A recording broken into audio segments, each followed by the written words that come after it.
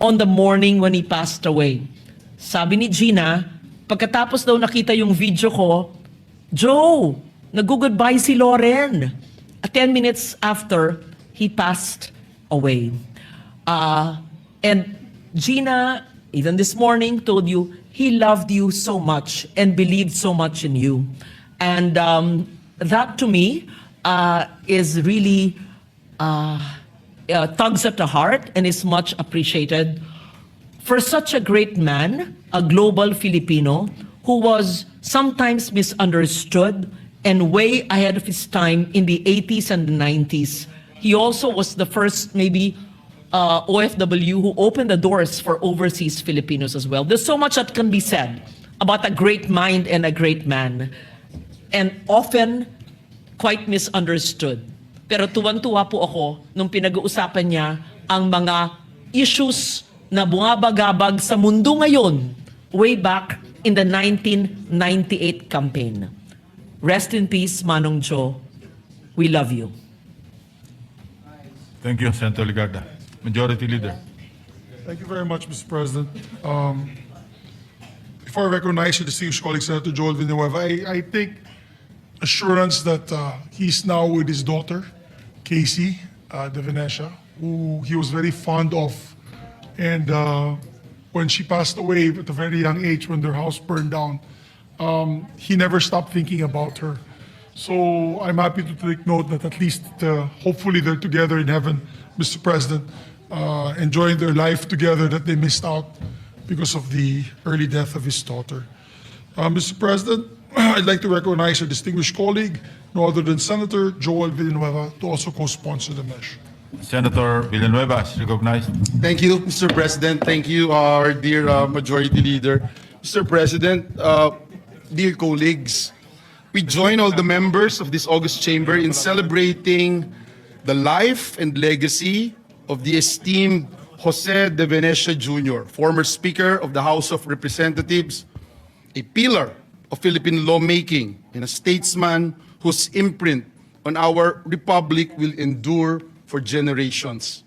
We extend our deepest condolences to Manay, Tita Gina, Congresswoman Gina, Congressman Toff, and the entire family of Tito Joe. Let me first pay tribute to the great JDV for his many accomplishments. He served as House Speaker from 1992 to 1998, and again 2001 to 2008. The very first, Mr. President, to hold the speakership 5 times in separate terms. Among the landmark measures he authored are the Build, Operate, Transfer Law, widely known as the JDV Law, the Basis Conversion and Development Act, the New Central Bank Act, the Low Cost Housing Law, the Migrant Workers and Overseas Filipino Act of 1995. His advocacy, Mr. President, for migrant workers would later inspire this representation in crafting the Department of Migrant Workers Act. His legislative record alone would secure his place in history. But Speaker Joe De Venecia gave far more than laws. He gave leadership. Hence, I rise today, Mr. President, not only as a former member of the House of Reps, but as a grateful colleague who had the honor of working alongside him during his speakership from 2001 to 2008, a defining chapter in the life of our legislature and our country. Those years were not easy. Our nation faced political transition, economic uncertainty, and profound questions about governance. At Ginoong Pangulo, sa gitna po ng mga hamong ito, si Speaker Joe De Venecia stood as a steady and principled leader. Ipinakita po niya sa atin na ang tunay na pamumuno ay hindi po nasusukat sa kapangyarihan. Kung hindi po sa kakayahan niyang makinig, umunawa, at magbuklod. As Speaker, he understood that authority in a democracy is built not on command, but on consensus. He listened carefully, respected dissent, and believed deeply in the power of dialogue. Sa mahahabang caucus at mainit na mga debate sa plenaryo, tinitiyak ni JDB na mayroong pong puwang ang bawat tinig at pananaw. He was not merely fluent in the rules of the House, but deeply committed to their spirit. Under his leadership, the chamber remained a true home of free debate and democratic process, an institution he strengthened and protected. Halos isang dekada rin po kaming nagkasama ni Speaker JDB sa mababang kapulungan. At kung matatandaan niyo po, ang grupo ng minorya noon ay nakapag-produce ng 9 na senador dito sa Senado.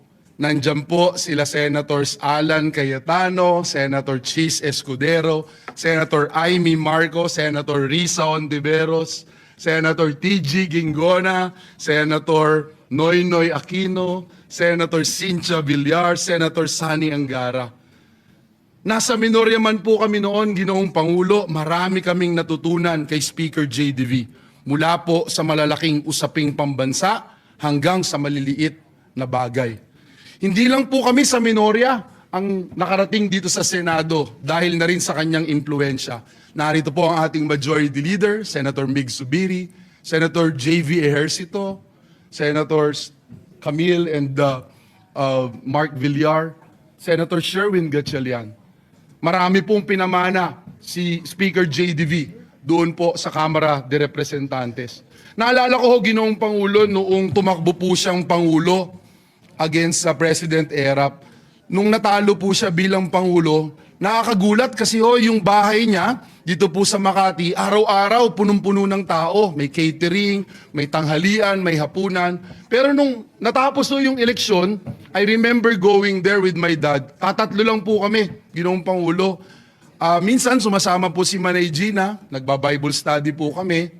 At sinabi po noon, at tandang-tanda ko ni dating Speaker Jody V, sabi niya, dahil po doon sa mga Bible studies, at sumasama po siya sa amin noon, nag-anniversary ang JIL sa Hong Kong, sa Taiwan, nakakasama ko siya, nakakatabi ko siya sa eroplano, marami po siyang kinukwento sa atin.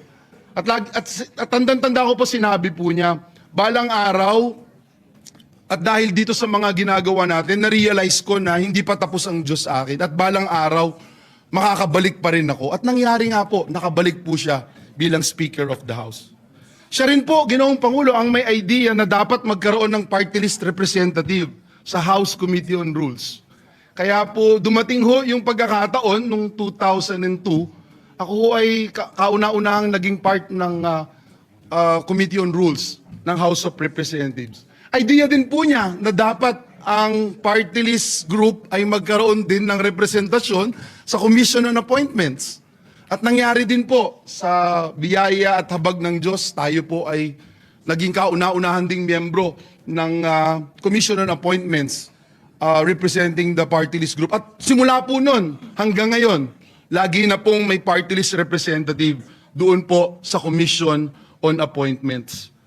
Beyond the gavel and the title, Speaker De Venecia, Mr. President, was a mentor. Hinikayat po niya ang mga nakababatang mambabatas noon.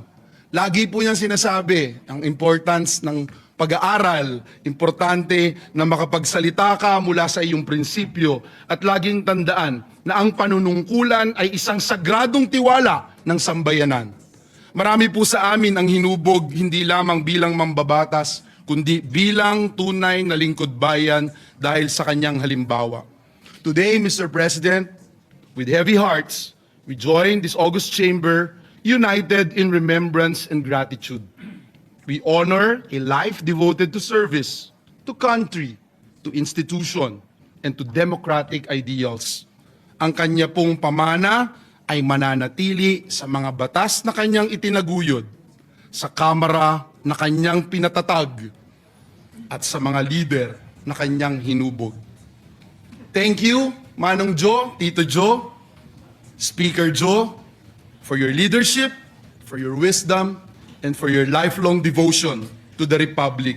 Hindi po kayo malilimutan ng sambayanang Pilipino. Maraming salamat, Ginoong Pangulo. Majority Leader. Very nice manifestation, Mr. President. Mr. President, I move also to recognize your distinguished colleague, Senator Jinggoy Estrada, to give his sponsorship of Venetia. Senator Jingo Estrada is recognized. Thank you. Thank you, Mr. President. Mr. President, my dear colleagues,